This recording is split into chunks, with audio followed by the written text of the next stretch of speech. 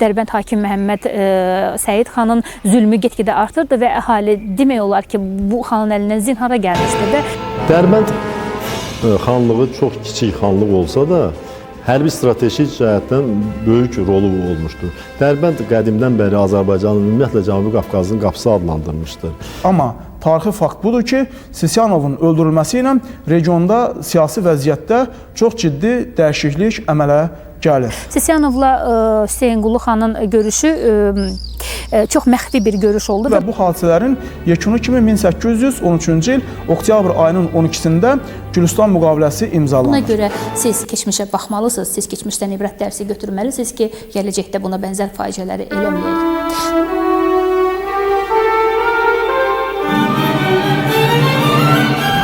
Bəlkə də bu adi bir tarixdir məmləkət üçün ki, müharibə və münaqişəsiz ötüşməyib onun tarixi. Təbii ki, ərazisi, iqlimi, zəngin təbiəti və təbii qazıntıları ilə fərqli olduğu üçün həmişə mənimsənilmək istəyi doğurub. Ancaq Çar Rusiyasının digər həmkarlarından fərqli olaraq, davamlı olaraq bu ərazinin və bu xalqı dağıtmaq, tabe etmək, qul etmək fəlsəfəsinə sadiq qaldı bütün zamanlarda. Çox böyük vəhşiliklə əvvəl Gürcüstandan istifadə edərək Carbalakən İlisi sultanlığını yandırıb yaxdı. Sonra Əyilmət Cavad xan və Gəncə xanlığı ilə o biri qardaşlara, o biri xanlıqlara gözdağı və dərs keçdi.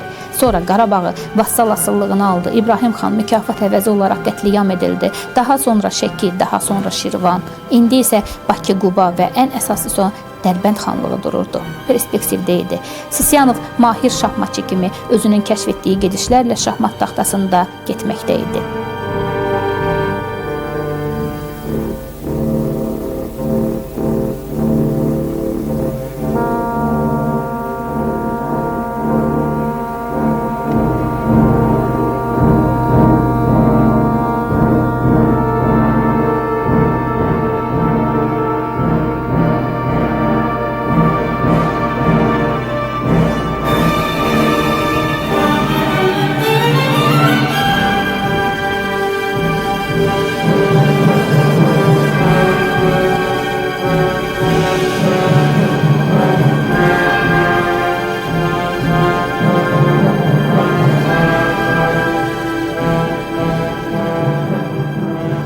Gəncə, Qarabağ və Şəki, Şirvan torpaqlarının fəthindən sonra, xanlıqlarının, daha doğrusu fəthindən sonra Çar Rusiyası Şimali Azərbaycanı hissə-hissə eləyib onu işğal etmək məqsədinin qarşısına qoymuşdu. Və ümumiyyətlə Azərbaycanın işğal etmək missiyasının qarşısına qoyan Çar Rusiyası burada böyük əhəmiyyət verdiyi ərazi yerlərdən xanlıqlardan biri də Bakı xanlığı idi. Və Bakı xanlığı, ümumiyyətlə Bakı, Quba, Dərbənd xanlığı Çar Rusiyası üçün çox böyük əhəmiyyət kəsb edirdi.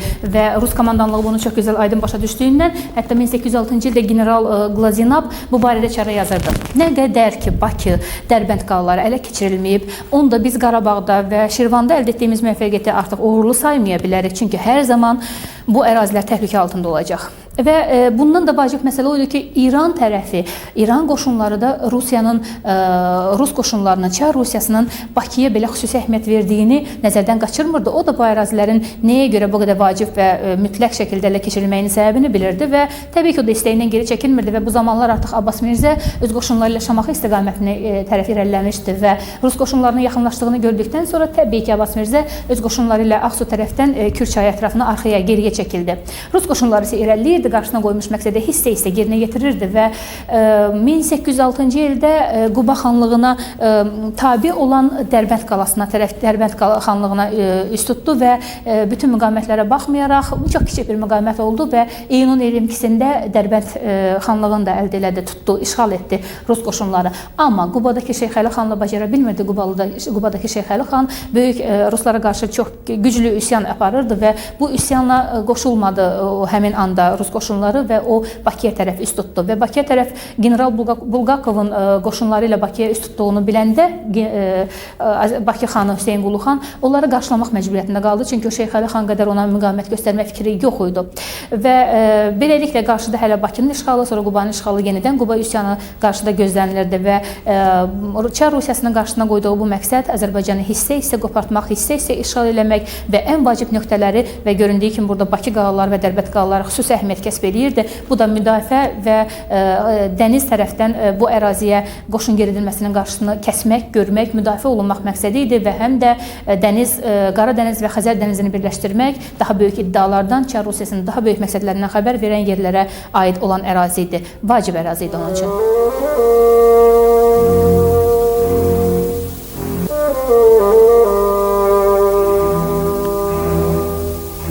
Bu da məşhur Dəmir qapı Dərbənd, Dəmir qapılı Dərbənd və ümumiyyətlə söyləyirlər ki, ümumiyyətlə Dərbəndlə bağlı çox maraqlı rəvayətlər söylənilir və rəvayətlərdən də bəlkə ən önəmlisi odur ki, söyləyirlər ki, Dəmir qapılı Dərbənd heç cür alınmaz bir qaladır və buranı almaq mümkün deyil və söyləyirlər ki, əgər Dəmir qapılı Dərbənd alınarsa, artıq Azərbaycana giriş azaddır. Və 1722-ci ildə Dərbəndin naibi olan İmamqulu bəy açarları öz könüllü olaraq Rusiya təbəəliyini qəbul etmək üçün 1-ci Pyotra verdi və 1-ci Pyotra açarları təqdim eləyən İmamqulu bəy təbii ki, general-mayor rütbəsini alaraq və Yunkeviç familiyalı bir polkovnik və 2500 sayda olan rus əskərləri ilə qaldı burada Dərbənddə. Və 1722-ci ildə oldu bu hadisə və 1700 artıq Dərbənd xanlığı yarandı isə Dərbənd xanlığının tarixi və Dərbənd xanlığının banisi isə Məhəmməd Hüseyin xan sayılır. Məhəmməd Hüseyin xanın hakimiyyətə gəldiyi dövrlərdə və bir xeyli də sonra Dərbənd hakimi olan Məhəmməd Hüseyin xandan xalq nəinki zəhmətkeş kütlə, həmçinin feodal hakimlər də razı deyildilər, narazı idilər. Burada müəyyən vergi ödəyiciləri var idi, burada müəyyən narazılıqlar var idi və bir xan kimi ümumiyyətlə onu qəbul edə bilmirdilər və yerli əhali 1759-cu ildə Fətəli xana müraciət edir və Fətəli xan yerli əhalinin köməyi ilə hakimiyyətə gəlir, Məhəmməd Hüseyin xan isə Bakıya gedir və sonradan biz onu Sisiyanovu öldürən bir xanın nəsli kimi qəbul eləyəcəyik. Amma hələ ki Fətəli xan Dərbənd hakimi idi və nəinki Dərbənd hakimi idi, o həmçinin Quba və Bakı xanlıqlarını və Dərbəndi birləşdirdi və bütöv bir xanlıq elədi. Bu da artıq böyük bir xanlığın, Azərbaycanda olan böyük bir xanlığın yaranmasından xəbər verirdi. Fətəli xan yerli əhali tərəfindən çox böyük rəğbətlə qarşılanmışdı. Dərbəndin tarixini Azərbaycan tarixindən ayırsaq, onda Azərbaycanda baş verən hadisələri ətraflı öyrənmək mümkün deyil. Ona görə ki, bütün tarix boyu Dərbənd Şimali Azərbaycanın qapısı hesabı olunur və demək olar ki, Şimali Azərbaycana hücum etmək fikrinə düşən bütün işğalçılar Dərbənd vasitəsilə hərəkət edir. Ona görə də həm Azərbaycanın müxtəlif tarixi dövrlərdə tərkibinə daxil olduğu dövlətlər, məsələn, Sasani imperiyası, sonralar Ərəb xilafəti və s. həm də Azərbaycan dövlətləri, Şirvanşahlar dövlətləri, sonraki tarixi dövrdə isə, məsələn, Qubalı Fətəli xan Dərbəndin möhkəmləndirilməsinə çox böyük diqqət verirdi bunlar. Ona görə də bu dövrdə Dərbənd xanlığı, onun tarixi Şimali Azərbaycan tarixi ilə çox ciddi şəkildə bağlanmış olur.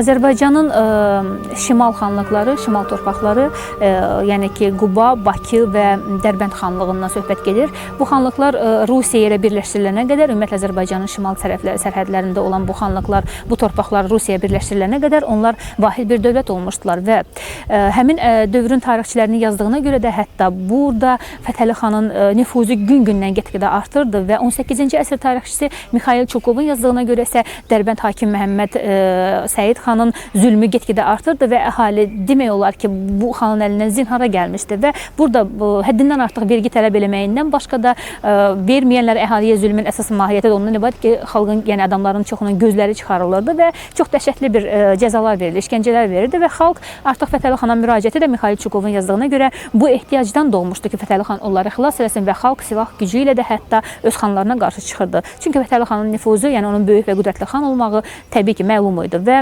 hətta Mixail Çukov yazır ki, həmin dövrdəki Fətəli xan burada xan kimi fəaliyyət göstərirdi. Azərbaycan xanlarının hətta çoxları Fətəli xanın yəni mövqeyinə qiftə eləyirdilər və bu da aydındır ki, sonra Fətəli xanın taleyi bir başqa cür olacaqdı və Dərbənd xanlığının ümumiyyətlə Azərbaycan xanlığından çıxarılmağı isə çox böyük mahiyyət tələb edirdi. Dərbənddə ümumiyyətlə girilməz qala sayılırdı. Bax, gördüyümüz bu qalaların hər birinin keçmək, aşmaq ümumiyyətlə mümkün deyildi və bura Azərbaycanın bəlkə də şimal qapısı, əsas qapısı sayılırdı və bu Dəmir qapı Dərbəndin özünün də bir çox yəni versiyaları, bir çox bu adın özünün müxtəlif versiyaları var və əsas versiya ondan ibarətdir ki, bura daxil olmaq mümkün deyil və ancaq yerli əhalinin köməyi və səyi nəticəsində buranı ya almaq ya da vermək olar. Bu elə belə də oldu bütün əsrlər və zamanlar zamanı. Dərbənd xanlığını birləşdirdikdən sonra Fətəli xanın nüfuzu daha da artdı. Dərbənd şəhəri Quba xanlığının ikinci mərkəzinə çevrildi. Dərbənd xanlığından sonra Fətəli xan diqqətini iqtisadi cəhətdən zəngin olan Bakı xanlığına yönəltdi. Fətəli xan bilirdi ki, Bakı xanlığı hərbi siyasi cəhətdən zəifdir və xanlığın hakimi Məlik Məhəmməd isə xalq arasında bir o qədər də nüfuza malik deyil. Cənubi Azərbaycanda vahid dövlət yaratmaq cəhdi puça çıxdığı bir vaxtda Azərbaycanın şimalında yerləşən Quba xanlığında bu sahədə çox uğurlu addımlar atıldı. Həsən Əli xanın apardığı məqsədyönlü siyasət nəticəsində xanlığın hərbi qüvvəsi xeyli artıb möhkəmləndi. 1757-ci ildə onun oğlu Fətəli xan Salyana yürüş eləyərək Quba xanlığını birləşdirdi və atasının ölümündən sonra hakimiyyət başına gələn Fətəli xan xanlığının daha da möhkəmlənməsinə nail oldu. Fətəli xan Azərbaycan torpaqlarının vahid dövlət ətrafında birləşdirməyinə səy göstərirdi.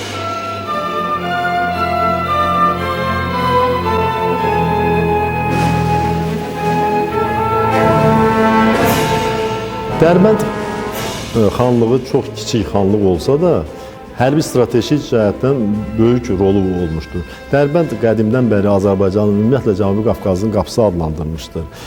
Buna görə də onun adı deyirlər Dərbənd və ya ərəbcə ona Babəlvab deyirlər. Sasanilər dövründən burada qala tikilmişdir. Dərbənd qalasının bir üstünlüyü də ondadır ki, qala divarlarının içərisində Dubara adlı yer var. Orada heyvanları otarmaq üçün yer var. Buna görə də Dərbəndlilər uzun müddət, bir il hətta müqavimət göstərə bilirlər. Dərbəndin ilk xanı Məhəmməd Hüseyn xanı olmuşdur. Lakin o əhali ilə rəftar edə bilmirdi, xüsusən onun qardaşı Tahir bəy əhalini çox incidirdi və Qubalı Fətəli xan da bundan məharətlə istifadə edib 1759-cu ildə çox asanlıqla Dərbəndi ələ keçirmişdi. Bundan sonra Dərbənd həmişə Quba xanlarının iqamətgahı olub. Bir məsələni də qeyd etmək istərdim. Dərbənd o zaman nəinki Rusiya böyük əhəmiyyət verirdi, eyni zamanda elə İslam aləmində də Dərbəndə çox böyük qiymət verirdilər.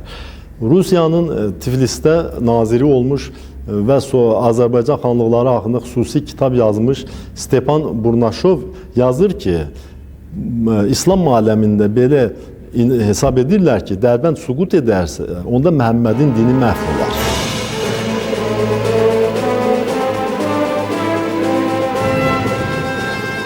Dəmir qapı Dərbənd, dəmir qapılı Dərbənd. Bu Dərbənd sözü ümumiyyətlə bura daim zaman-zaman işğal edilən başqa dövlətlər tərəfindən verilən ad idi və əsas ad idi. Dərbənd sözü ümumiyyətlə Farsada, Farslar işğalı dövründə bura Dərbənd deyirlər, yəni böyük qapı. Sonralar isə bura yəni dəmir qapı sözünü isə türklər verdilər. Daha sonra isə Bab-ül-Əbab adı qoyuldu bura. Bu da qapıların qapısı idi və ümumiyyətlə bura Azərbaycanın ən böyük düyün nöqtəsi sayılırdı və böyük mənada Azərbaycan buradan açılıb buradan bağlanırdı. Daim zaman-zaman bura işğal edilən qüvvələr çox idi və istər Rusiya, istər İran hər biri ayrı-ayrılıqda başa düşürdülər, güman edirdilər ki, bura əsas qapı sayılırdı və bu dəmir qapı Dərbənd bu qapılar qapısı idi ki, oradan Azərbaycan çox aydın görünürdü.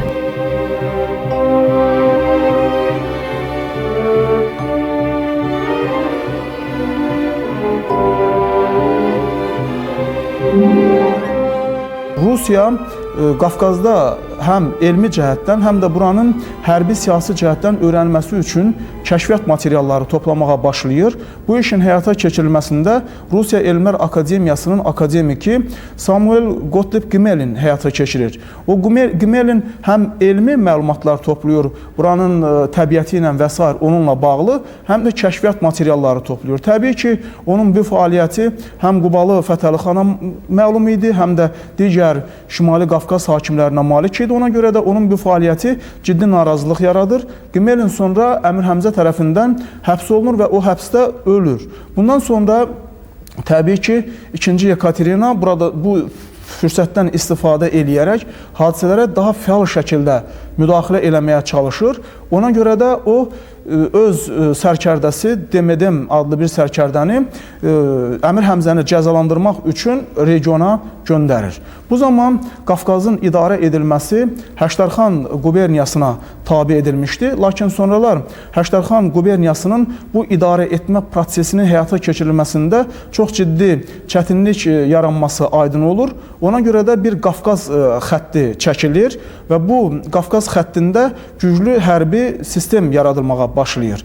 Və bundan sonra gələcəkdə 1802-ci ildə bir Qafqaz quberniyası yaradılır ki, bu Qafqazda cərəyan edilən hadisələrə Rusiya daha fəal şəkildə müdaxilə eləyə bilsin. İndi bu demədim, buradakı Qafqaza gəldikdən sonra Qubalı Fətəli xan artıq o 9 aya yaxın idi ki, Dərbənddə mühasirədə qalmışdı. Yaranmış situasiyadan çox məharətlə istifadə eləyir və öz rəqiblərinə qalib gəlir, o mühasirədən çıxa bilir və bundan sonra Cavduşan döyüşünə qədərki vəziyyəti bərpa eləməyə nail olur. Bundan sonra 2-ci Yekaterinanın göstərişi ilə demədim, müəyyən müddətdən sonra Dərbənddən çəkilməli olur və Fətəli xanın bu regionda nüfuzu güclü şəkildə artmağa başlayır. Fətəli xan nəinki Dərbənd, Quba, Bakı, Şamaxı xanlıqlarının işlərini həll eləməyə başlayır, həm də o Cənubi Azərbaycan xanlıqları ilə münasibətlərini qaydaya salır, onları özünə tabe eləmək üçün hücum əməliyyatları keçirir, sonra Gilan xanlığını özünə tabe etməyə çalışır, bir sözlə çox fəal bir siyasət yeritməyə başlayır.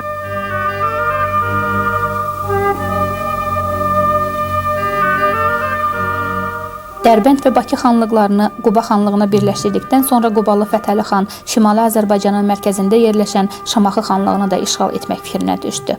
Fətəli xanın ilkin məqsədi Azərbaycanın şimalında yaranacaq dövlətin mərkəzi, qədim Şirvanşahlar dövlətinin uzun müddət paytaxtı olan Şamaxı şəhərinə köçürməyi idi. Digər tərəfdən Şamaxı xanlığına sahib olduqdan sonra isə Şəki və Qarabağ xanlıqları ilə mübarizəsi xeyli asanlaşa bilərdi. Fətəli xan Dərbənd və Bakı xanlıqlarını qan tökülmədən özünə birləşdirdiyi kimi Şamaxı xanlığını da müharibəsiz əldə etmək qərarına gəldi. O bu barədə Şamaxı xanlığının hakimi Məhəmməd Səid xan və onun qardaşı Ağası xanla uzun-uzadı danışıqlar apardıqdan sonra razılıq əldə etdi. Razılıq əldə edildi ki, Quba xanlığı Şamaxı xanlığına hər hansı təcavüzdən qoruyacaq və bunun müqabilində Məhəmməd Səid xan hər il Quba xanlığı xəzinəsinə müəyyən miqdarda məbləğ verəcək. Lakin çox keçmədi ki, Şəki xanlığına arxalanan Şamaxı xanlığı Quba xanlığına xərac verməkdən imtina elədi. Beləliklə, Fətəli xan pərakəndə Azərbaycan torpaqlarını birləşdirmək siyasətini tədricən həyata keçirirdi. Lakin onun bu hərəkəti Azərbaycanın və qonşuluqda olan Cənubi Dağıstanın xudbin siyasət yürüdən bir sıra hakim feodallarının xoşuna gəlmədi. Onlar Qubalı Fətəli xanın birləşdirici siyasətinə qarşı çıxmağı qərara aldılar. Quba xanlığının əleyhinə çıxmağa hazırlaşan dəstəyə Qaraqaytaq hakimi Fətəli xanın qayını Əmir Həmzə başçılıq edirdi. Bakı xanlığının bayrağı da bu və Bakı xanlığının bayrağı Hüseynqulu xan ki, artıq Hüseynqulu xandan sonra Bakı xanlığı ləğv olundu, amma təbii ki, bayraq bugünə kimi gəlib qalıb və Bakı xanlığının bayrağıdır. 1805-ci ildə Zəvaleşin Bakıya Xəzər dənizindən Köfəzə daxil olanda Bakılılar səhər yuxudan durub hərbi gəmilər gördülər, təəccübləndirə və Hüseynqulu xan Zəvaleşin yanına elçi göndərərək bu gəmilərin nə olduğunu xəbər aldı. Zəvaleşin sonra belə dedi, mən imperator tərəfindən göndərilmişəm ki, Bakını işğal edən və sizdən Bakı qalasının, yəni İçəri şəhərinin qapısının açarlarını və dövlət, yəni xanlığın atributu olan bayrağı tələb eləyirəm. Və təbii ki, Hüseynqulu xan ondan düşünmək üçün möhlət istədi. Düşünmək üçün möhlət istədi. Yəni o buna razı olub olmamağı hələ sual altında idi. Amma burada maraqlı cəhət o idi ki, Hüseynqulu xanın ruslara qarşı münasibəti dəqiq bilinmirdi. Yəni o dövrünün digər xanlıqlarından, daha doğrusu Quba xanı olan Şeyxəli xandan fərqli olaraq anti-rus əhvallı değildi. Quba xanı Şeyxəli xan babası Fətəli xandan fərqli olaraq çox anti-rus əhvallı bir xan idi və o dönə-dönə, yəni bu üsyanlarında, Ruslara Çar Rusiyasına qarşı dönə-dönə üsyanlarında bu onu sübuta getirdi və Şeyxəli xan davamlı olaraq Çar Rusiyasına qarşı mübarizə aparırdı.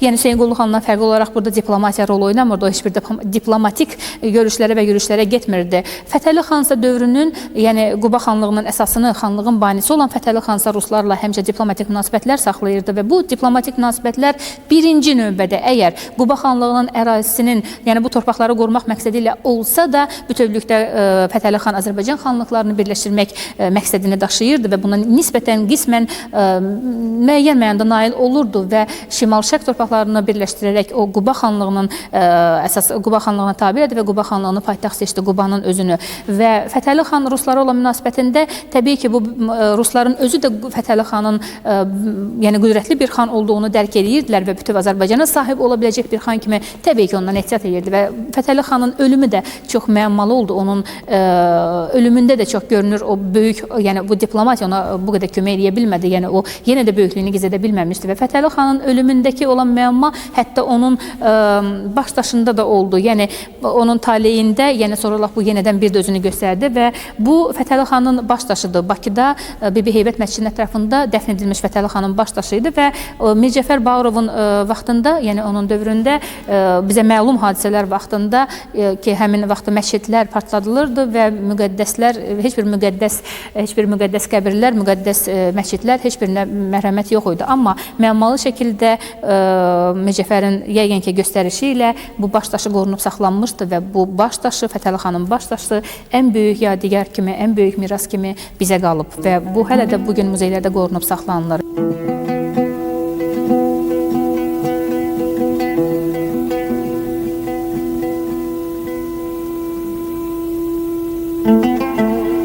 Fətəli xanın əleyhinə çıxanlar, Fətəli xanın hakimiyyətdən qarşı çıxanlar və onu içəridən, daha doğrusu yeyib məhv eləmək istəyənlər çox zaman elə içəridən idi. Yəni bu kənarda axtarmaq lazım deyildi bu qüvvəni və bunların da içində ən birincisi onun qaynı olan Qaraqataq hakimi Əmir Həmzə idi.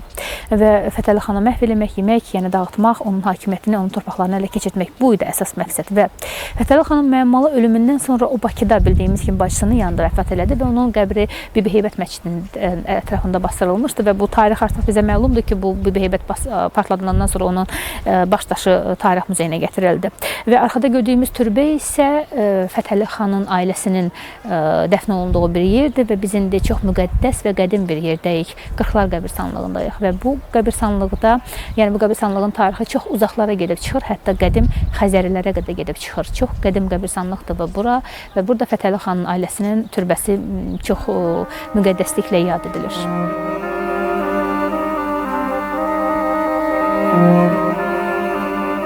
1796-cı ildə də Zubovun başçılığı ilə Rus qoşunları Dərbəndə yaxınlaşarkən o ruslara müqavimət göstərdikdə ən çoxsu da Ağaməhəmməd xan Qacarın vədinə inanırdı. Adam göndərmişdi, Ağaməhəmməd xan Qacar da ona söz vermişdi, yaxın müddətlərdə 30 minlik qüvvə göndərəcək. Şeyx Əli xan da bunu gözləyirdi. Türkiyədən də kömək göstərirdi. Əfsuslar ki, o zaman heç birindən kömək gəlmədi və Dərbənd süqut etdi. Bu süqut etməkdə ermənilərin də mənfi rolu olmuşdur. Ermənilər demək, bir ermənini sallayırlar Dərbənd qalasından aşağı gecəykən. O gəlir Rus generallarının yanına və Dərbənd qalasının divarın zəif yerlərini nişan verir.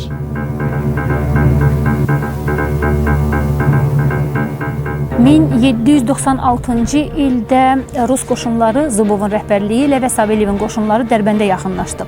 Baxmayaraq ki, Şeyx Əli xan güman edirdi ki, o burada rusların qarşısını alacaq, amma düşərgə salan Rus qoşunları artıq Dərbəndi mühasirəyə almışdılar və Dərbəndin, bax gördüyümüz bu məşhur qalalarını, Dəmir qapılı Dərbəndə artıq bu qalanı ateşə tuturdular və Şeyx Əli xanın 2 həftə bu qalada qalmasına baxmayaraq, yəni güman edirdi ki, Rus ordusuna qarşı müqavimət göstərəcək, özü çox ciddi müqavimət göstərəcək, amma Rus qoşunlarının mütəmadi olaraq qalanı atəşə tutmağından sonra o təslim olmağı qərara gəldi. Yəni artıq çıxış yolu olmadığını gördü və bu da düşünülmüş bir şey idi. Çünki qala topdan çox güclü şəkildə atəşə tutulurdu. Burada qalmağın və ruslara qarşı müqavimət göstərməyin mənasızlığını dərk elədi Şeyx Əli xan, Quba hakimi.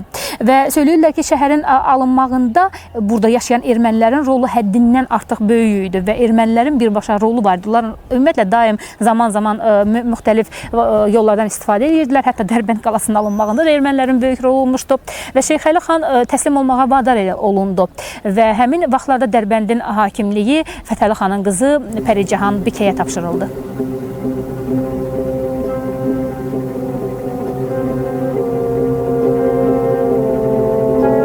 (1806-cı ildə Qafqazdakı Rus qoşunları möhkəmləndirildikdən sonra Dərbənd xanlığı ələ keçirilir. 1806-cı il oktyabrın 3-də Bakı xanlığı tutulur. Sonra Quba xanlığı həyata keçirilir və bundan sonra Çar hökuməti Dərbənd xanlığı ilə Quba xanlığı, Bakı xanlığını, Dərbənd xanlığı ilə Bakı xanlığını qəti şəkildə ləğv eləyir. Çünki bunların çox böyük hərbi strateji əhəmiyyəti ilə malik idi, amma Quba xanlığında özünə məxsus bir idarə üsulu yaradılır. Yəni yerli hakimlərlə Çar hökuməti tərəfindən təyin olunan birgə bir idarə şurası yaradılır. Bu da 1810-cu ilə qədər mövcud olur. Rus qoşunlarının yaxınlaşması ilə əlaqədar olaraq Dərbənddə böyük ixtişaş baş verdi. Şəhərdə bir-birinin əksinə iki cəbhə yarandı. Rus qoşunlarının gəlməsini alqışlayanlar və bunu istəməyənlər. Məsələdən xəbər tutan Zubov Dərbənd istiqamətindəki yürüşünü sürətləndirdi.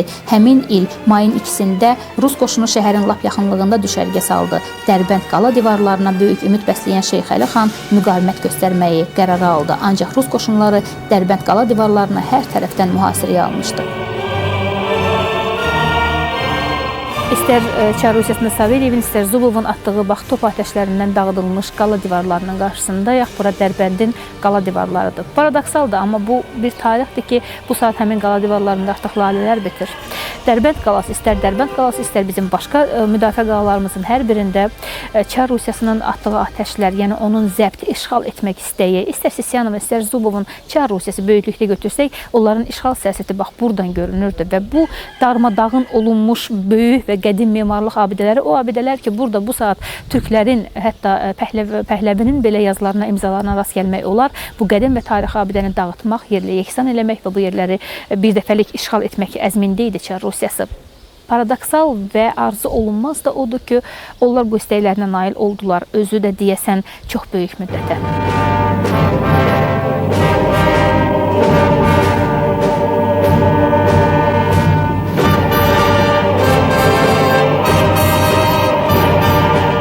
Rusiyanın işğal prosesində Bakının yeri və rolu məsələsi, Bakı bu siyasətdə həmişə çox mühüm bir yer tutur və 9-cu yüzilin sonları, 10-cu yüzilin əvvəllərindən Rusiya ümumiyyətlə bu Xəzər bölgəsində hakimiyyət uğrunda mübarizəyə başlayır. Bu zaman biz Şirvanşahlar dövlətinin 1032-1033-cü illərdə Rus qoşunlarına müqavimətini görürük. Ondan sonra Stepan Razin öz o qənimət uğrunda mübarizə dövründə 1667-70-ci illər mübarizəsi dövründə Bakıya gəlir. Sonra Pyotr Bakı uğrunda mübarizəyə başlayır və bu Pyotrun Bakı uğrunda mübarizəsində orada da çox maraqlı bir tarixi analogiya aparır 1-ci Pyotr.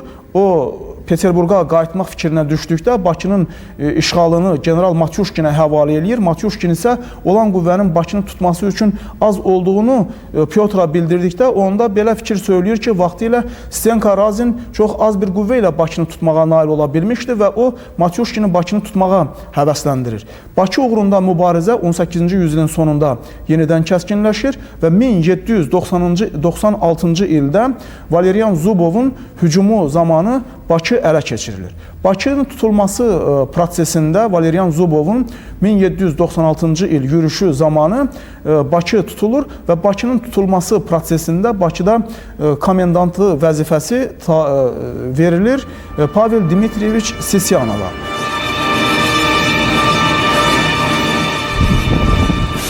Azərbaycanın şimal-şərq torpaqları həmişə onun üçün böyük problemlər yaradırdı və bu problemlər təbii ki, onun iqtisadi baxımdan, çox strateji baxımdan əhəmiyyətli bir yer olduğuna görə idi və Çar Rusiyası həmişə zaman-zaman bu torpaqları qəsb etmək, işğal etmək məqsədinə güdürdü və bu şimal torpaqları idi əsasən onun üçün hərbi strateji baxımdan əhəmiyyətli olan bir yer.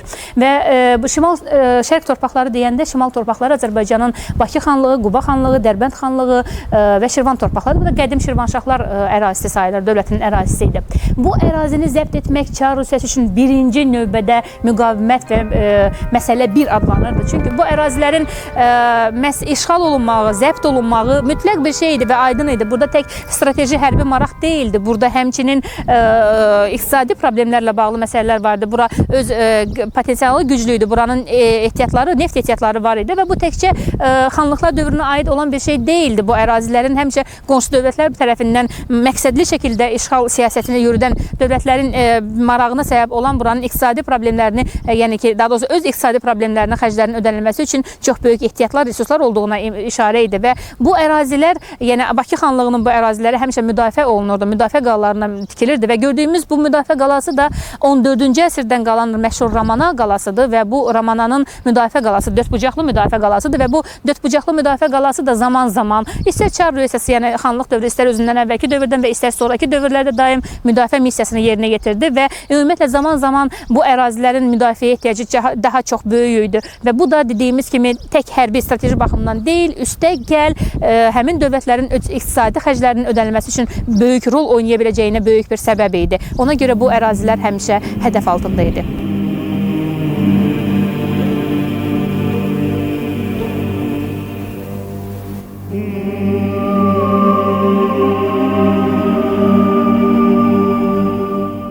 Bakı xanlığın ərazisi və əhalisi cüzi kiçik olmadığına baxmayaraq, Bakı xanlığı çox üstünlükləri var idi Bakı xanlığın.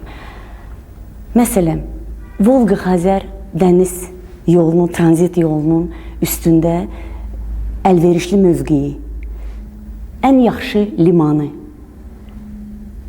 zəngin sərvətləri, bunlar hamısı Bakı xanlığın digər xanlıqlar arasında xüsusi çəkisini artırırdı.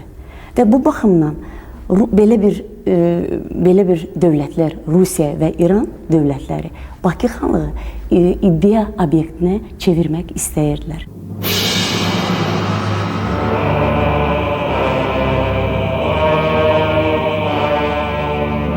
Bu da məşhur Qız qalası. Qız qalası, o Qız qalası ki 12-ci əsrdən tikilib və 18-ci yüzilliyə qədər, hətta 18-ə qədər də bir mayak kimi istifadə olunan bir qala idi və daha doğrusu hətta günün bu gününə qədər gəlib tarixi abidə kimi çatmış bu Qız qalası vaxtilə müdafiə məqsədli tikilən bir qalalardan idi, müdafiə mövqeyi üçün tikilən bir qala idi. 2 qat divarla örtülmüş 12-ci əsr yadigarı olan bu qala bütün dövrlərdə, xanlıqlar dövründə müdafiə bir mayak kimi istifadə olunurdu və burada tək dənizdən, yəni hərbi qüvvələrin gəlişini müşahidə etmək üçün yox, həmçinin içəri şəhərdən, yəni bildiyimiz kimi o vaxt Bakı xanlığı içəri şəhərdən ibarət idi, paytaxtı Bakının özü və içəri şəhərdən, bayır şəhərdən içəri şəhərə gələn qüvvələri də müşahidə etmək üçün ən geniş imkanlı bir qala idi. Bakı, ümumiyyətlə Bakı xanlığı, ümumiyyətlə bu ərazi həmişə düşmənlərin hədəfində, tamahında olan bir ərazi olduğuna görə, yəni işğal edilmək məqsədli, niyyətli, daha çox üstün olduğuna görə bu Bakı ətrafında, Bakı xanlığında tikilən müdafiə qalalarının çoxluğu buna dəlalət eləyir və Bakı bəlkə də bütün müdafiə qalalarının çoxluğuna görə birinci yerdədir və müdafiə ehtiyacı olan bir şəhər olub həmişə Bakı və yəqin ki, gələn düşmənlər də bu müdafiə qalalarından vaxtında müşahidə edilirmiş. Baxmayaraq ki, hətta Sisyanovun əmri ilə Zavalişin özü də Bakı körfəzinə gəlib çatanda, artıq çatandan sonra Bakı xanlarının xəbəri ancaq bundan sonra xəbər tutmuşdular. Amma Bakı müdafiə qalalarına görə zəngindir.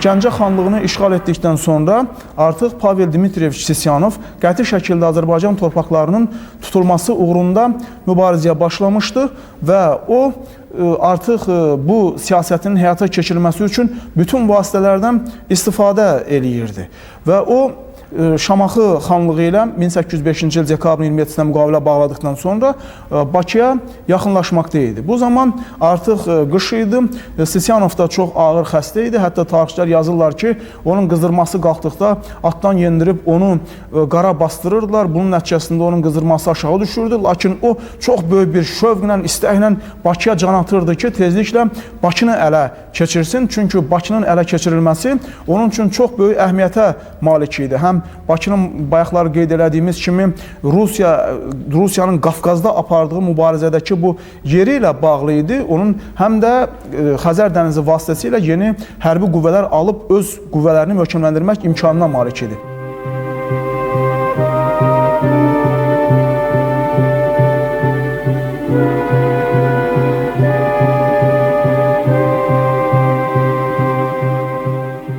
1803-cü ildə Hüseynqulu xan Sisyanova öz yəni Rusiya himayəsini qəbul etmək üçün məktubunu yazır və elçisini göndərir.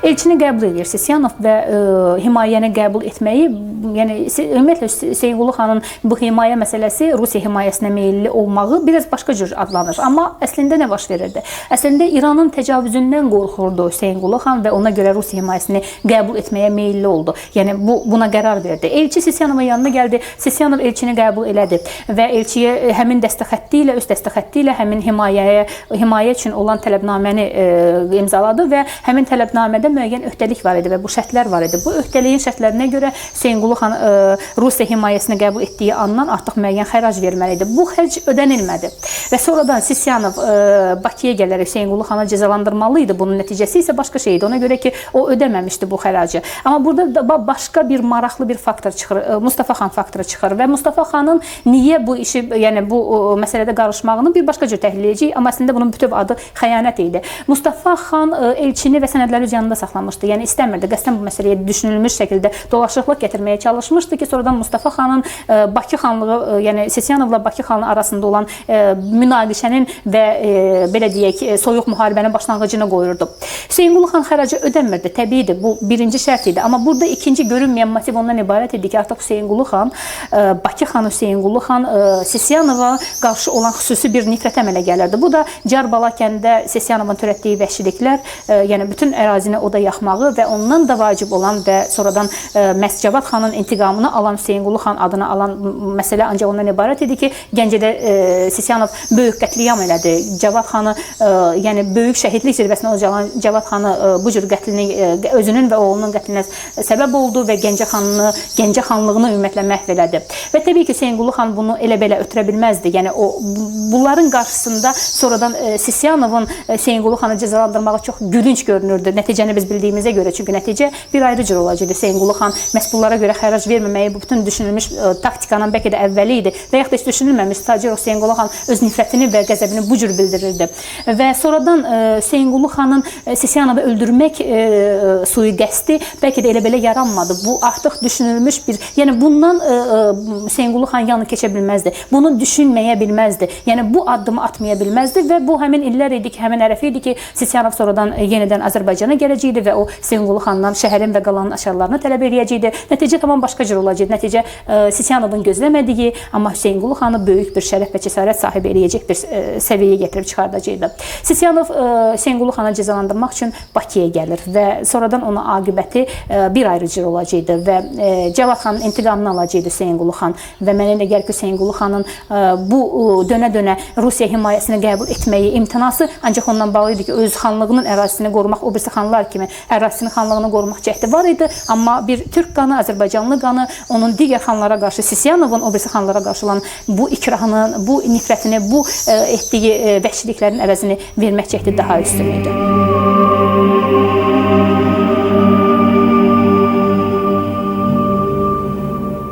Sisyanov Bakıya gələn vaxt birincisi noyabr 1805-ci noyabr ayında gəldi. Nəyə görə noyabrın ayında? Bu vaxt güclü qar yağmışdı və bu güman eləyirdi ki, bu güclü qar Fətəli Şah tərəfdən Hüseynqulu xana köməkdə mane olacaq. Bu birinci. İkincisi, Fətəli Şah Rusiya ilə sülh bağlamağa tezləşdirəcək. Buna görə də Sisyanov 1805-ci ildə noyabrda gəldi. Sisyanov məktubunda Hüseynqulu xanla məktublaşmağa başlayır və məktubun birində, əvvəlcə məktubun birində ona təslim olmağa tələb edir, silahı yerə qoymaq edir və deyir ki, ya mən sizi işğal edəcəm, Bakı xanlığını işğal edəcəm, ya da Bakı qala divarının altında öləcəm. Bilirsiniz, bunun bu sözləri onun ömrün elə bil ki, özü anlamadan onun ömrünün axırını o hiss eləyirdi. ki məhz belə olacaq. Hüseynqulu xan çox tezliklə başa düşdü ki, bu güclü Rus silahına o lazımı qədər müqavimət göstərməyəcək. Buna görə də bu bir, necə siz dediniz ki, cüzi olsa da bu Azərbaycan xalqının amansız, qəddar düşmənindən qisas almağı fikrinə düşdü.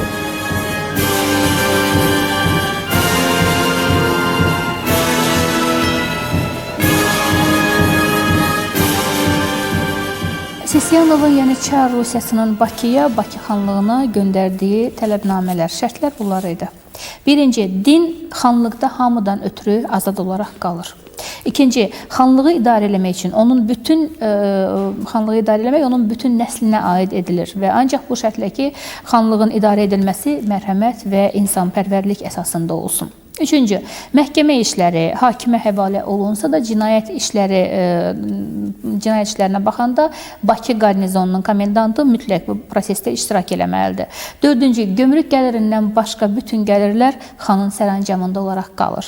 Beşinci, Qafqaz ölkəsində ordunun ehtiyatı üçün duz və neft baş komandanlığın imzası və talonla pulsuz buraxılmalıdır və bu ordunun sayı haqqında təbii ki, məlumat verilmirdi, çünki burada sasis hesabda neft və duz, ancaq neft və duz mu doğrudanmı? Təkcə bunlar mı? Yəni bunlar artıq ümumi ordu üçün nəzərə alınırdı, təbii ki, həm də Çar Rusiyası üçün.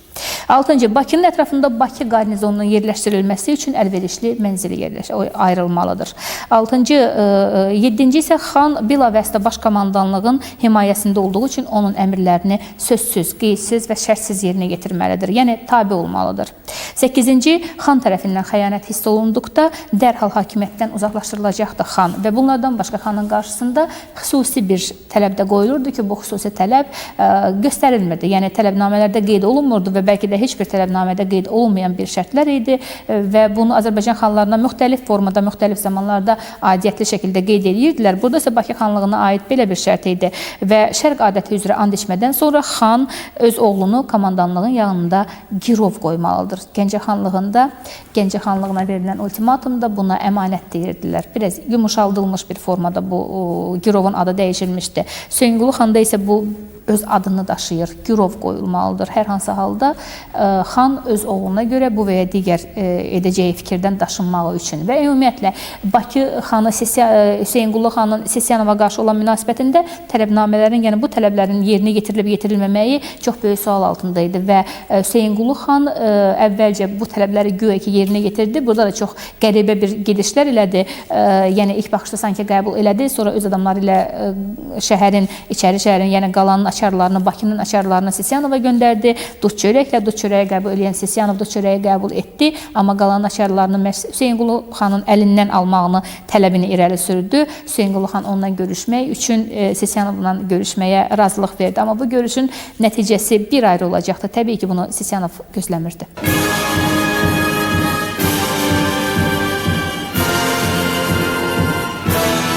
Düşman sənin qapının ağzında olarkən çoxdan bəri taxt davası, Hüseynqulu xanla taxt davası eləyən 2-ci Mirzə Məhəmməd xan hələ Sisyanov Şirvanda olarkən ona demək belə bir təklif edir. O deyir, əgər siz məni Bakı xanlığın taxtın üstündə bərpa eləsəz, mən sizə Bakının neft və duz gəlirlərini sizə verəcəm. Lakin Rus dairələrində 2-ci Mirzə Məhəmməd belə bir maraq oyatmadı. Nəyə görə? Onlar bildilər ki, nə xalqın arasında, nə Bakı əyanların arasında belə bir 2-ci Mirzə Məhəmməd xan belə bir tərəfdarı yox idi. Bu birincisi. İkincisi, Rus Sisyanov ancaq və ancaq Bakı xanlığının işğalını yerinə yetirməli idi. Ona görə demək 2-ci Mirzə Məhəmməd şəxsinə heç bir maraq oyanmadı. Heç bir söz demək xanlıqlar bərpasında gedə bilməzdi. Məhz buna görə də biz görürük ki, yenə təkrar edirəm ki, Mirzə Məhəmməd xan demək Hüseynqulu xanla birləşmək əvəzinə bu Sisyanova belə bir təklif edir.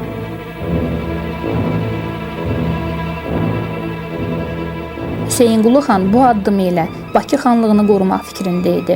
Sisyanovu öldürmək, müəyyən vaxt tutmaq, Çar Rusiyasının işğalından bax bu cür qaçmaq. 18-ci əsr tarixçisi Qarabağnamədə yazır. Bu zaman Sesiyanovun Bakı vilayətinə yetişdiyi xəbəri çatdı. Bakı hakimi Hüseynqulu xan ilk günlərdə ona itaət etməyə razılıq vermişdi və bir gün Bakı qalası ətrafında Sərdar Sesiyanovla Hüseynqulu xan söhbət elədiyi zaman İbrahim adlı birisi xanın qohumları idi.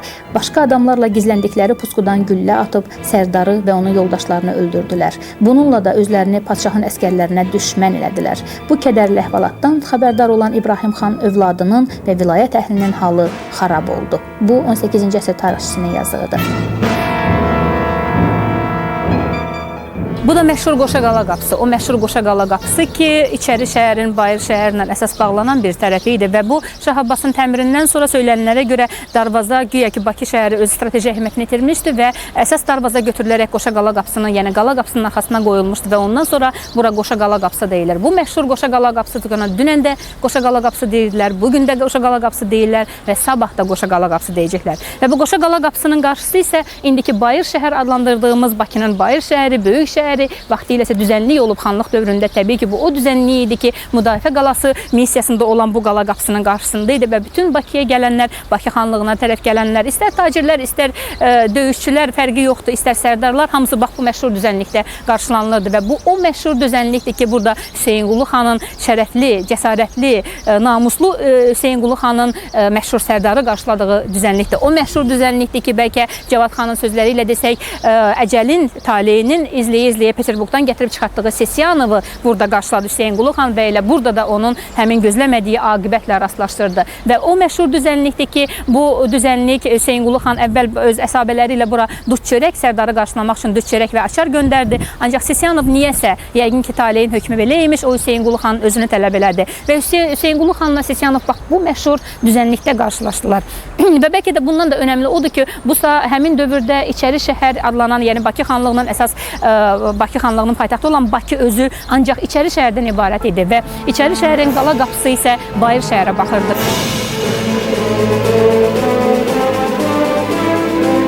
Bu məşhur qala qapısının qarşısında söylənilənlərə görə güya içəri şəhərə daxil olan su kəhlizlərinin ambarı imiş, su ambarı imiş bura söylənilənlərə görə və bu içəri şəhərə, yəni qala qapısından içəriyə gedən bütün kəhlizlərin ambarı imiş və Bakıya gələn, yəni bütün tarixçilərin əsərlərində, bütün səyyahçilərin hətta əsərlərində bu məşhur su, yəni kəhlizlərin su ambarından danışırlar, çox gözəl təəssüratla danışırlar. Və bundan başqa daha maraqlı bir fərziyyə ilə sürülürlər. Söyləyirlər ki, əslində bizim bəhs etdiyimiz illərdə, yəni xanlıqlar dövründə olan içəri şəhər əslində indi yoxdur. Həmin içəri şəhər dəniz sularının altında qalıb və həmin bu suların altında qalan içəri şəhərin bünövrəsi üstündə indiki içəri şəhər qurulub. Ancaq bu fərziyyə özünü doğrultmur. Çünki bu heç olmasa bu qala divarları, yəni müdafiə qalaları, yəni bu möhtəşəmlikdə qalan qala divarları ikinci bərpa qala divarlarına bənzəmir, oxşamır. Ancaq hər halda bu fərziyyə təsdiq olunmasa da maraqlı fərziyyədir. Və bundan başqa Qoşaqala qapısı, yəni içəri şəhərin bütövlükdə Bakı xanlığının paytaxtı olan içəri şəhər bildiyimiz kimi ancaq içəri şəhərdən ibarət idi və bu içəri şəhər iki giriş və çıxışı olan bir qapısı var idi. Yəni şimal darvazası və cənub darvazasından ibarət idi. Və bu Qoşaqala qapısının bu səmti isə artıq şimal qapısı adlanır. Bu həm Azərbaycanın şimalına, həm də ümumiyyətlə bütün Avropaya açılan bir qapı idi. Aşağı cənub qapısı isə Asiyaya tərəf açılırdı, şərqə doğru açılırdı. Şimal qapısı nəinki şimal dövlətlərinə qarşı gedən ticarət yolunun mərkəzi idi, yəni ticarət yolunun qapısı idi, darvazası idi və bundan başqa şimal darvazası həm də Azərbaycan xanlıqlarının, yəni digər xanlıqların Azərbaycan xanlığına hücum etmək istəyən xanların müdafiə mövqeyində, yəni müdafiə qala mövqeyini, missiyasını yerinə yetirirdi. Bu məşhur Qoşaqala qapısı, bu isə məşhur su kəhlizlərinin yerləşdiyi bir yerdir. Bu içəri şəhərin və bayır şəhərin birləşdiyi bir yerdir.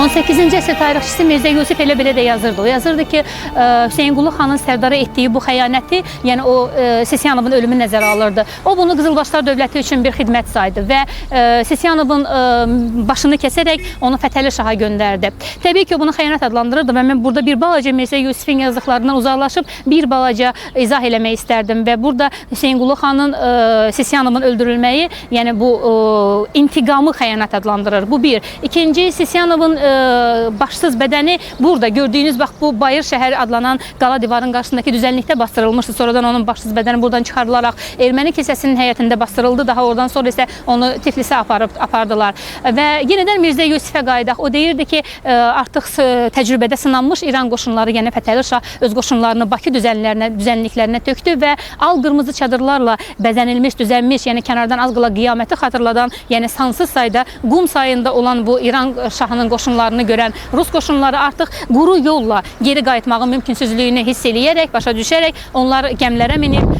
su ilə Həşərxana doğru getdilər və Mirzə Yusifin bizim 18-ci əsrin Qarabağnamələrinin tarixçilərindən birinin, ən məşhur tarixçilərinin yazdığında, yəni yazdığı bu xatirədir mənim sizə dediklərim. Amma burada məni ən çox sarsıdan Azərbaycan xanlarının bəlkə də izzət nəfsinə toxunan bax bu Sərdarın, bu Sisiyanovun, o Sisiyanovun ki, bütün Azərbaycanın, nəinki Azərbaycanın ərazi bütövlüyünün, nəinki Azərbaycan xanlığının, hətta Azərbaycan xanlarının hər birinin qanına susamış bax bu Sisiyanovun ölümünü, hətta Hüseynqulu xanın bu cür cəsarət və şərəfinə xəyanət adlandırmışdı. Bu bizim tarixdir, biz bu tarixi oxuyuruq, amma nə dərəcədə bu tarix bizim sabahımız üçün yararlıdır? Bax bu sual altdadır.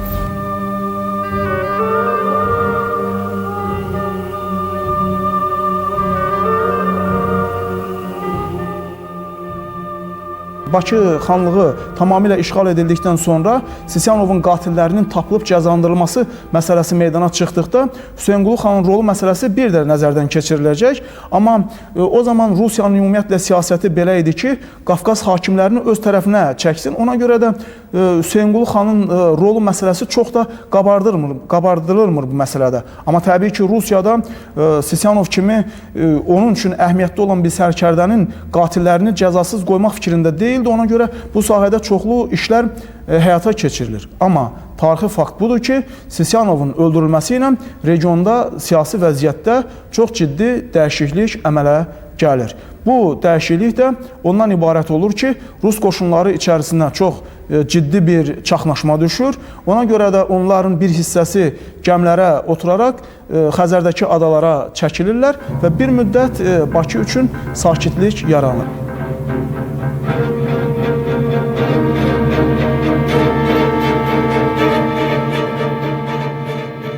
Sisiyanovla Hüseynqulu xanın görüşləri də çox maraqlı idi və ümumiyyətlə Hüseynqulu xanla təkbətək mütləq görüşmək istəyən Sisiyanov bəlkə də gözləmədiyi bir aqibətə doğru gedirdi. Talehin ona yazdığı aqibətə gedirdi və Sisiyanovla Hüseynqulu xanın görüşü çox məxfi bir görüş oldu və bu məxfi görüşə bir Kazak atlı və yavərsiz podpolkovniklə getmişdi Sisiyanov və onun ümumiyyətlə bu tək getməyi bir başqa bir hadisələri belə yada salır. Yəni o çox zaman özünə arxayın olaraq bu tək görüşlərə gedirdi və nəticə etibarilə aydındır ki, Hüseynqulu xan həmin o görüşdə, həmin o məxfi görüşdə və mütləq Sisiyanovun israr elədiyi görüşdə Sisiyanovu onun adamları, Hüseynqulu xanın adamları öldürdü. Hüseynqulu xan onun başını keçərək İran şahına göndərdi. Yəni başsız bədən sonradan dəfn olunmuşdu.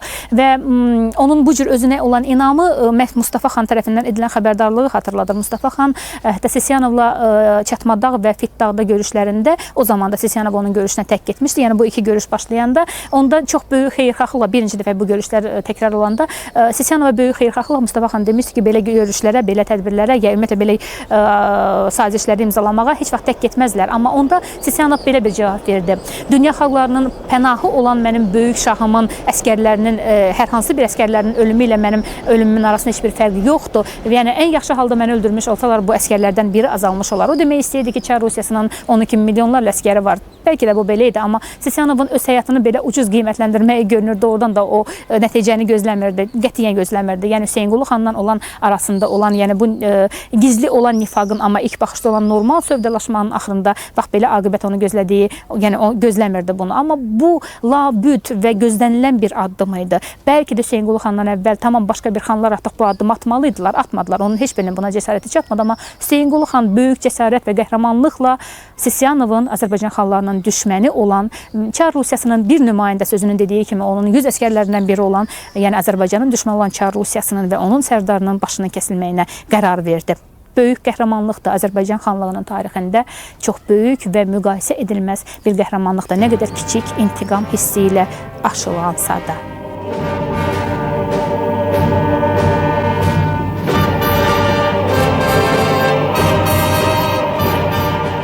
Başsız qalan Bakılılar başsız qalan və sözsüz ki, Sanovun ölümünün cəzalandırmaqdan qorxan bakılılar darvazalarını, Bakı darvazalarını açırlar və haçarları təqdim edirlər.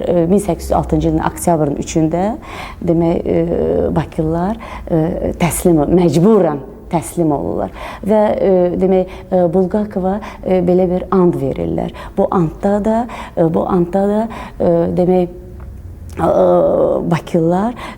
Bakılılar Rus dövlətinə sadiq qalmaları və Rus çarının bütün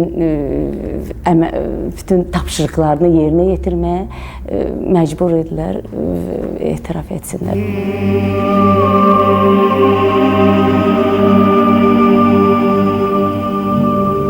1803-cü ildən sonrakı hadisələri xüsusi bir dövr kimi qeyd eləməliyik. Ümumiyyətlə bizim Azərbaycan tarixində bu baş vermiş hadisələr 1804-1813-cü il Rus-İran müharibəsi kontekstində öyrənilir. Amma bizim fikrimizcə bu dövrün hadisələrini kifayət qədər qiymətləndirməyə imkan vermir. Yəni biz belə söyləyə bilərik ki, 1803-cü il Çar Balakən işğalından başlayaraq faktik olaraq Rusiya Azərbaycan xanlıqlarına qarşı bir müharibəyə başlayır. Bu müharibənin də başlanğıcı 1803-dən hesab olunsa, onun əsas hadisələri Çar Balakən, sonra Gəncənin işğalı və Bakı hadisələridir. 1806-cı ildə Sisyanov öldürüldükdən sonra da Şimali Azərbaycan torpaqlarının tutulması o Rusiyanın apardığı hərbi əməliyyatların əsas istiqamətini təşkil edir. Sisyanov öldürüldükdən sonra yaranmış çaxnaşma qısa bir müddət sonra aradan qaldırılır.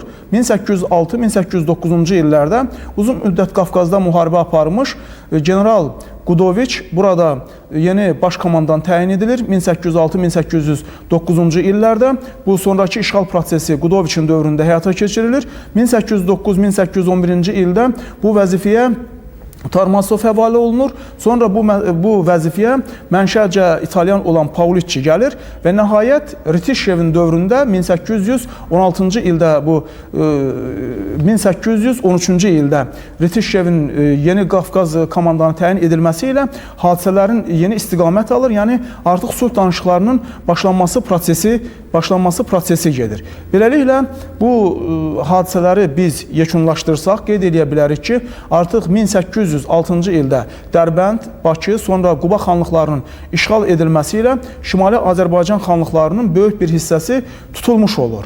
Bundan sonra əsas məsələ Talış xanlığı uğrunda mübarizə, sonralar isə Naxçıvan və İrəvan xanlıqları uğrunda mübarizə olur. Lakin Talış xanlığı da sonralar Rusiya tərəfindən artıq ələ keçirilir və 1809-cu ildə faktik olaraq Şimali Azərbaycan torpaqlarının böyük bir hissəsi ələ keçirilmiş olur. Bundan sonra sülh danışıqları, yəni İranla müharibədə sülh danışıqları həyata keçirilməyə başlayır. 1807-ci ildən xüsusilə bu intensiv şəkil almağa başlayır və bu hadisələrin yekunu kimi 1813-cü il oktyabr ayının 12-sində Gülüstan müqaviləsi imzalanır.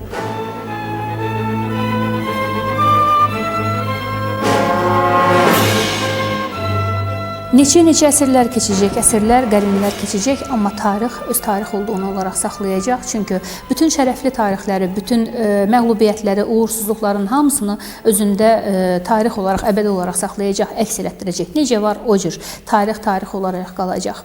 Ancaq bizim tariximizi öyrənmək üçün, yəni biz dönüb keçmişə baxmalıyıq. Dönün, keçmişə baxın, dönün, arxaya baxın. Baxın ki, böyük imperiyaların əlində oyuncaq olmuş və hər biri ayrı-ayrılıqda bizim şərəfimiz, qüdrətimiz, cəsarətimizin simvolu sayılan xanlıqlar, ayrı-ayrılıqda olan bu xanların bu imperiyaların əlində necə oyuncaq olduğunun şahidi olasınız. Baxın və bu xanların bir-birindən tam ayrılmış, təklənmiş xanların faciəsinə baxın və onlar bu təklənməyi hətta bizim illərə qədər, bizim nəslə qədər miras qoyaraq getdilər. Əgər belə olmasaydı biz İbrahim xanın qisasını alardıq, bütün ailəsi ilə vəhşicəsinə Rus imperiyası tərəfindən düşünülmüş şəkildə qətlinin intiqamını alardıq. Belə olmasaydı qəhrəman və şəhid Cavad xanın intiqamını alardıq. Belə olmasaydı biz Hüseynqulu xanın bugünkü tarixçilərin və yaxud da hətta Qarabağnamələrin müəlliflərinin yazdığı kimi xəyanətkar adlandırmazdıq. Onun cəsarətini və qüdrətini əlimizdə bayraq edərdik. Biz bunların heç birindən dərs almadıq. Biz bunların heç birindən istifadə eləmədik. Biz tarixi öyrənməliydik. Tarix ancaq öyrənəndə yaşanır.